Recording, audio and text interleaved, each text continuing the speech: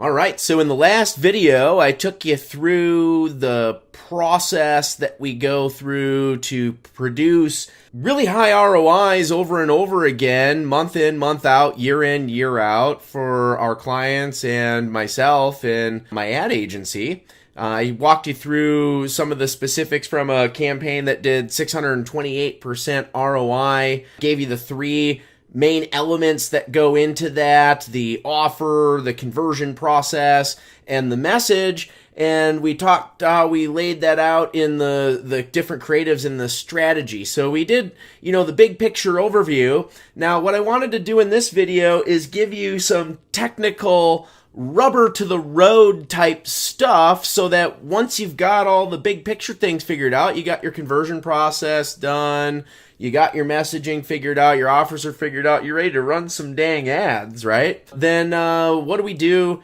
in the campaigns? Okay, so I'm going to give you three things in this video is what I'm going to attempt to make sure that you understand. So first, I'm going to walk you through how to set up an initial campaign today for testing purposes. Now, I have to qualify that statement, right?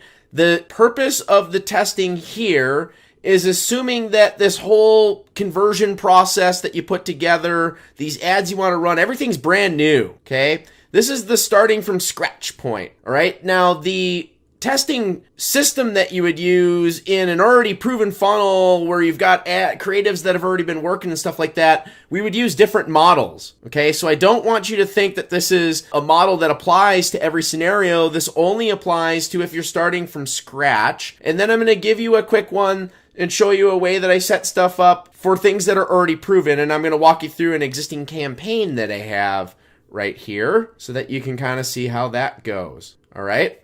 Now, if you're in that scenario where we're starting from scratch and we're testing things out, we're trying to get proof of concept on our funnel, our ads, and our offer, then what we're going to do is we're going to start by clicking this create button, and we're going to give our campaign a name, and we're going to just call this test.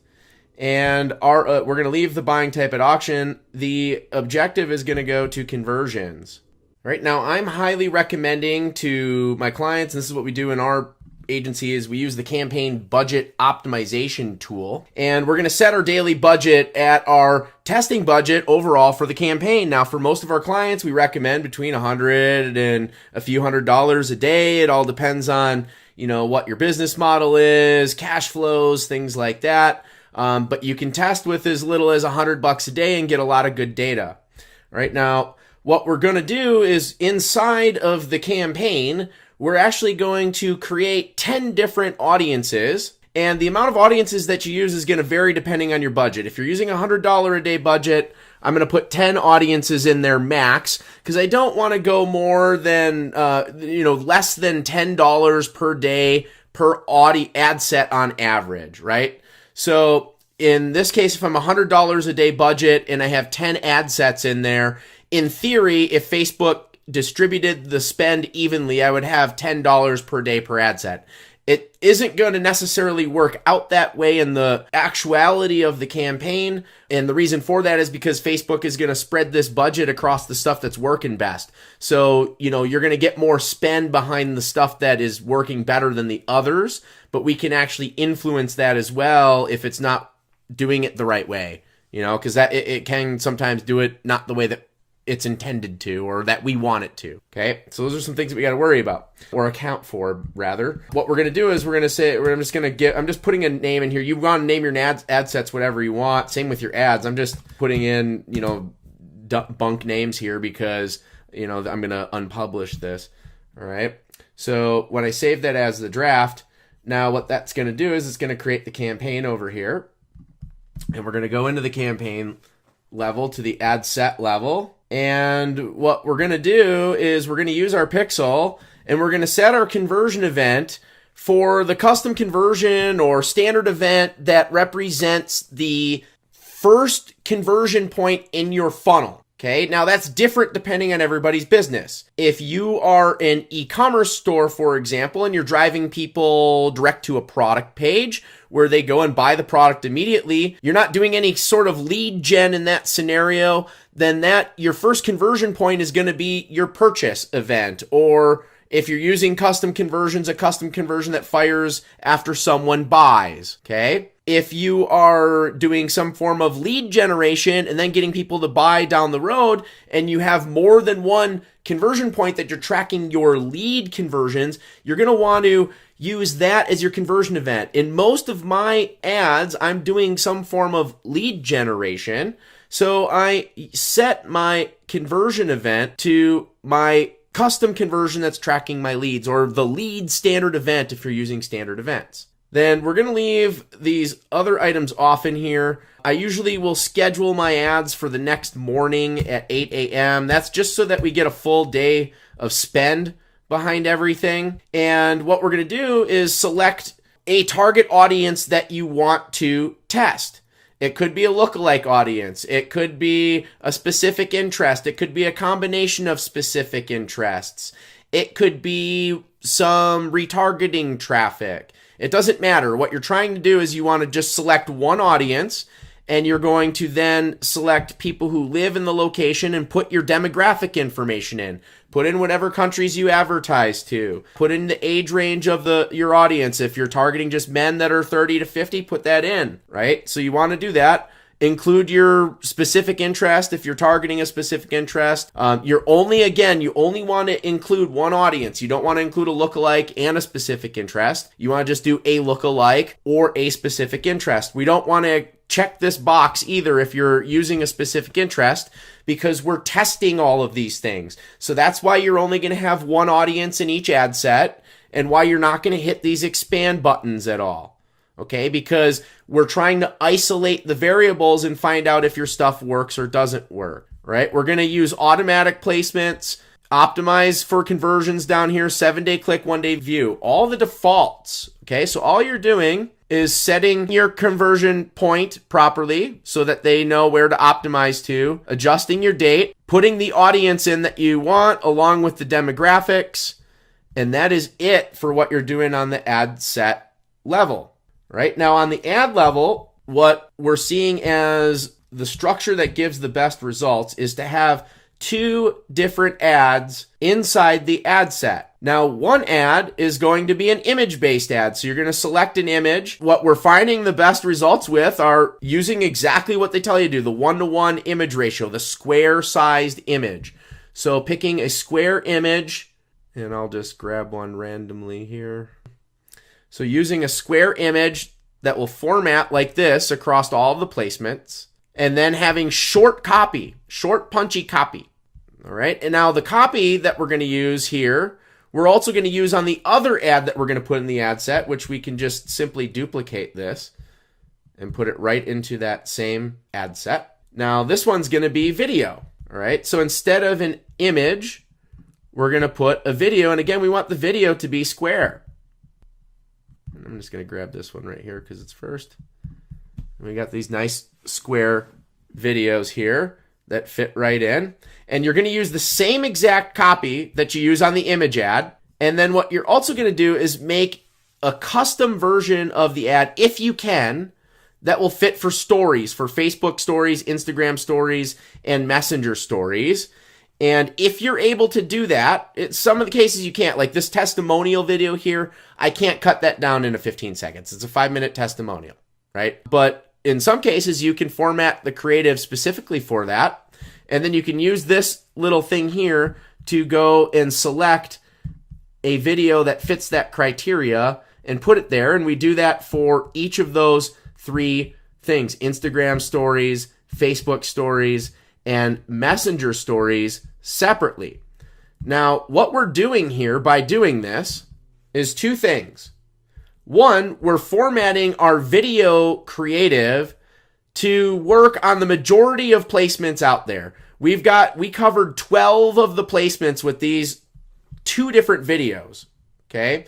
So we're able to give Facebook the ability to show the ad in more places with a customized ad unit, and we've seen the results work much better. It also allows the ads to perform a lot longer. And what we're doing here is we're giving Facebook the ability, and we use the same copy so that we don't have any incongruence between our ads and we get full-blown testing. The only difference is the video versus the image. Okay. Now we're doing this because, again, it's proof of concept testing right now. And why we have an image and a video creative is because some people will not respond to video. They won't watch them. They won't listen. They don't want anything to do with video. They like images. And some people, it's vice versa.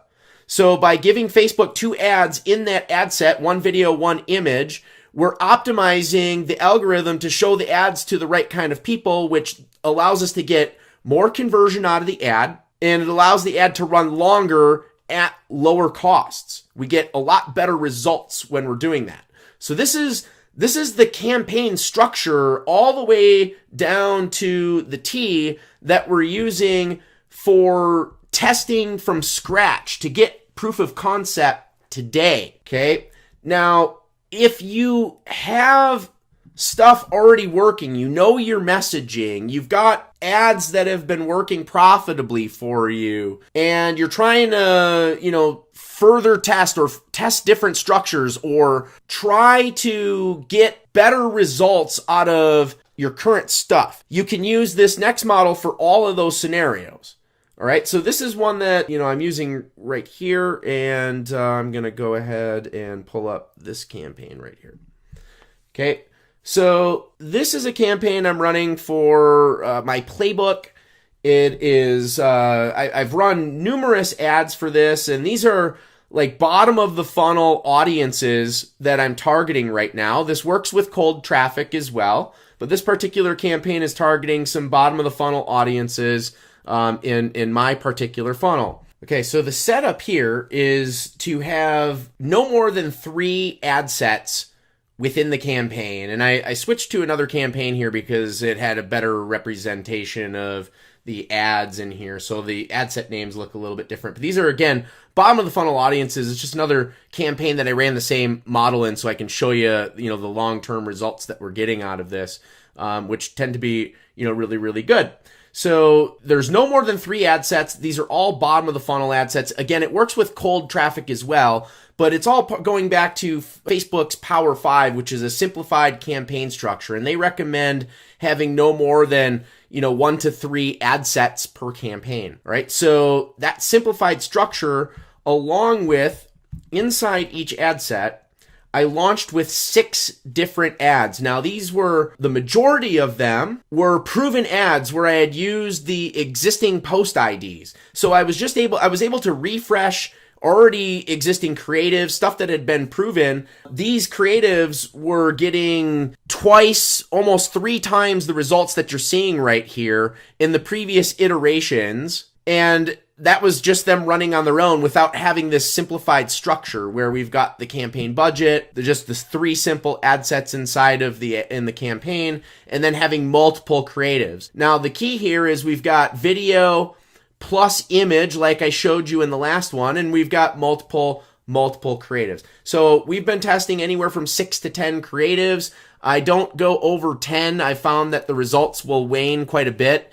And depending on your budget, you want to limit the amount of ads that you're having depending on your budget. If you're using like $100 a day budget on the campaign and you've got, 3 ad sets and each ad set's got 10 ads in it, it's hard for Facebook to spread that budget around and get good tests. So you got to use larger budgets, if you got, larger amounts of ads. It'll actually allows the whole thing to work faster and better, and we're finding longer term results with that. I'm seeing the algorithm is built for that.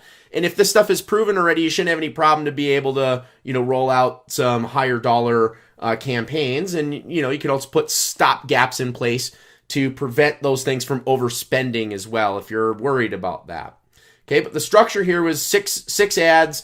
Most of them are proven. I also put in a couple of new versions as well, where I just mixed and matched some copy and different videos and stuff that I had. And then I let Facebook go at it, and it consistently produces profitable sales for us, low cost leads, and it's been doing this over and over again in this structure across multiple campaigns that I've tested it in now. So this is how we're going about structuring campaigns to scale to hit $100,000 per month in revenue at 628% ROI, like I showed you in the last video. right? Then it just comes down to simply, once you got this set up and you start testing, you go through your optimization workflows, you find the stuff that's working, and then you scale up the winners as well. And that's the process that we go through. That's the structure that we're doing inside of the campaigns today. I hope that helps you to be able to take what you learned in the last video, put the rubber to the road, and start getting some results in your campaigns, making sales like this, bringing in money into your business. To the victor belong the spoils. This is Jason Hornung. Make sure that you leave your comments below the video. Let me know any thoughts that you had, any questions, any ways that we can help you apply this to your business. I put this together to help you. I really hope that it does. Again, this is Jason Hornung. I wish you the best in what you're doing with your ads.